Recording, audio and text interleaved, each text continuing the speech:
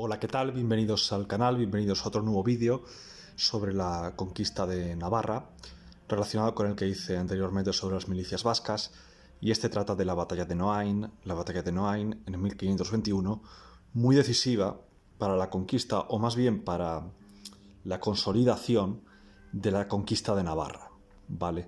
Entonces, bueno, como el contexto político es complejo, vamos a hacer un resumen para dar un poquito de trasfondo.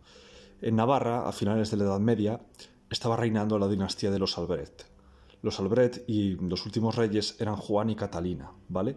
Juan y Catalina de Albret, que bueno, el reino de Navarra incluía, aparte de lo que es la Navarra actual, incluía también una pequeña parte de que a día de hoy es Francia, que sería la Baja Navarra, ¿no? La Alta Navarra es la Navarra del sur de los Pirineos, la Navarra española, que es casi todo, y la Baja Navarra es una pequeñita parte de Francia. Pero bueno, el reino de Navarra en ese momento incluía las dos. El reino de Navarra era mucho menos poderoso que Francia, mucho menos poderoso que Aragón y mucho menos poderoso que Castilla, ¿vale? Era mucho menos poderoso que los reinos que andaban por ahí cerca. Entonces basaba sus opciones de supervivencia en las alianzas con Francia, mediante matrimonios de conveniencia. De hecho, los reyes de Navarra, los Albret, aparte de ser reyes de Navarra, tenían derechos hereditarios sobre ciertas zonas de Francia, ¿no? Ciertos ducados y condados y demás. Entonces, bueno, basaban su supervivencia, los navarros, el reino de Navarra, en la neutralidad, no meterse ahí en los grandes conflictos de las grandes potencias, la neutralidad y en matrimonios de conveniencia, ¿no? Entonces, bueno, también se basaban para mantener su independencia, se basaban en un poquito aprovechar esa rivalidad Castilla y Aragón, bueno, que se acaban de unir, ya era España, ¿no? Más o menos. España-Francia se basaban en utilizar esa rivalidad España-Francia para ellos mantenerse entre medias y así sobrevivir, ¿no? La neutralidad era su principal baza. Pero ¿qué pasa? Que a finales del siglo XV empezaron a recibir cada vez más presiones de un lado y de otro para que abandonaran la neutralidad, y las presiones más agresivas llegaron por parte de Fernando el Católico, ¿no? Llegaron de la parte española, en concreto de Fernando el Católico, cuando estaba en solitario, estaba ya reinando en solitario, era el rey de Aragón y era además el regente de Castilla, porque en ese momento ya había fallecido Isabel la Católica. Entonces, bueno, las presiones se hicieron bastante agresivas y, bueno, Fernando el Católico consiguió, mediante maniobras diplomáticas, porque claro, él quería anexionar Navarra, ¿no? Pero claro, no era tan fácil justificar en la diplomacia internacional, en el derecho internacional de esa época, no era tan fácil justificar invadir a otro estado cristiano sin un buen pretexto, ¿no? Entonces, él movió muchos hilos diplomáticamente y consiguió que, bueno, que el rey de Inglaterra y que otros países, bueno, Francia no, Francia fue de los que se opuso, pero que otras naciones como Inglaterra o el Vaticano, a cambio de concesiones y a cambio de negociaciones, le dieran el visto bueno internacional para tener un pretexto para invadir Navarra. Y bueno, no voy a extenderme en esa conquista, solo decir que el ejército navarro, que era un estado pequeño, no tenía nada que hacer contra las tropas hispánicas, que estaban formadas por vascos, por las milicias vascas de las que hablé en el otro vídeo, básicamente. Y bueno, pues los reyes de Navarra, Juan y Catalina de Albret, huyeron al otro lado de los Pirineos, y las tropas hispánicas ocuparon casi toda Navarra, salvo la Baja Navarra. La Baja Navarra, que quedó como microestado independiente bajo la protección de Francia. O sea, era un estado títere de Francia realmente, y muy, muy pequeño. Entonces, bueno, Navarra quedó anexionada. Pasaban los años, Cardenal Cisneros, ya había fallecido Fernando el Católico, Cardenal Cisneros, tal. Bueno, los navarros, muchos no toleraban esa anexión, y hubo rebeliones, y el Cardenal Cisneros en represalia mandó destruir bastantes fortificaciones navarras, lo cual causaba malestar entre la población, que la mayoría era partidaria de los Albret y del regreso de la dinastía Albret, aunque no todos. Había algunos sectores minoritarios de la nobleza navarra y demás que sí que eran partidarios de la anexión y tal, pero la mayor parte no, la mayor parte se oponían. Entonces, bueno, llega Carlos I de España y Quito de Alemania al trono de España, y aquí la escena internacional es donde se complica y Navarra entra en el tablero de ajedrez por el dominio de Europa. Porque había dos dinastías disputándose el dominio de Europa, disputándose ser el perro más fiero del corral, ¿no? Eran los Habsburgo y los Valois. Entonces, era Carlos de Habsburgo, Carlos I de España, quitó Alemania, y Francisco I de Valois, el rey de Francia. Eran las dos dinastías más poderosas. Los primeros pulsos se produjeron en Milán porque, bueno, las tropas francesas de Francisco I en la Tercera Guerra Italiana habían conquistado Milán. Habían conquistado Milán y, bueno, pues estaban ocupando materialmente ese territorio, el Ducado de Milán. Entonces el Duque de Milán, destronado, como su ducado estaba ya en manos francesas, pues por despecho, como él no podía reconquistarlo, solo para fastidiar, vendió su título a los Habsburgo. Vendió el título de Duque de Milán a los Habsburgo. Como una venganza contra Francia, ¿no? Entonces, claro, los Habsburgo tenían el título de duques de Milán, aunque el ducado de Milán estaba en manos francesas. Ahí había tensiones. Además, Francisco I, el rey de Francia, había querido ser emperador del Sacro Imperio, pero en las elecciones había ganado Carlos, y fue Carlos el que se convirtió en emperador del Sacro Imperio. Esas elecciones pues fueron una competición para ver quién untaba más de dinero, quién untaba más de pasta a los electores, ¿no? A los condes electores. Y el que más untó fue Carlos. Una parte de untar de dinero también mandó un ejército para intimidar, pero bueno. El caso, que ahí estaban estas tensiones, ¿no? Que si Milán, que si tal, y bueno, Navarra también estaba entre ellas. El rey de la Baja Navarra, de ese microestado títere, era Enrique II de Albret, que soñaba con reconquistar el reino de sus padres. Y no paraba de pedirle a Francisco I que le ayudara con tropas francesas a reconquistar Navarra.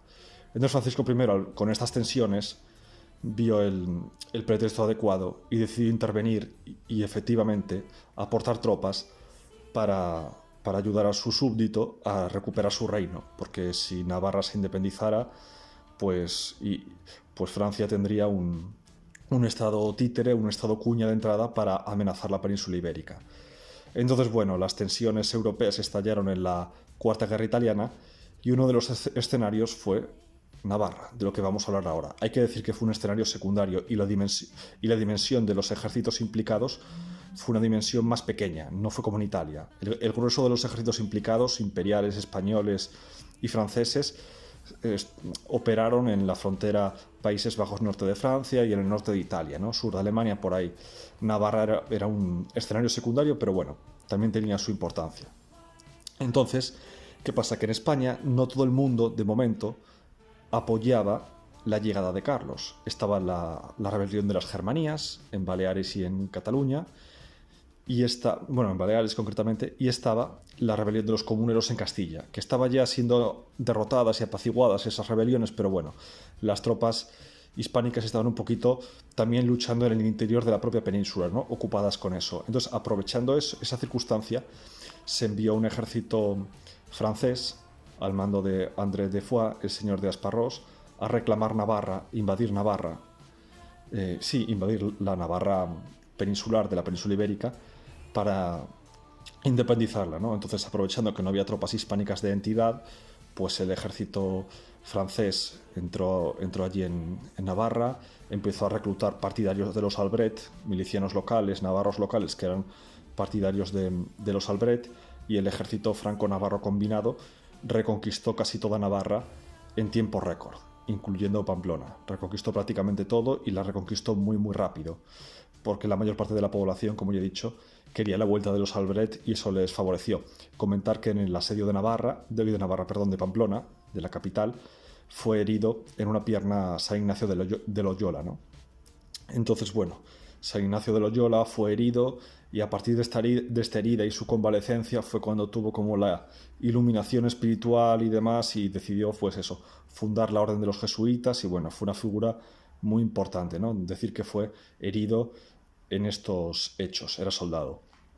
Entonces, bueno, estaba casi conquistada y aquí es donde André de Foix, el señor d'Asparros, el comandante francés, comete su error, porque había conquistado Navarra en una operación relámpago muy rápida y en lugar de asegurar la conquista contra la inminente contraofensiva española que iba a llegar, en lugar de asegurarla, intentó pasarse un poco de listo y conquistar Logroño, entrar en La Rioja y conquistar Logroño.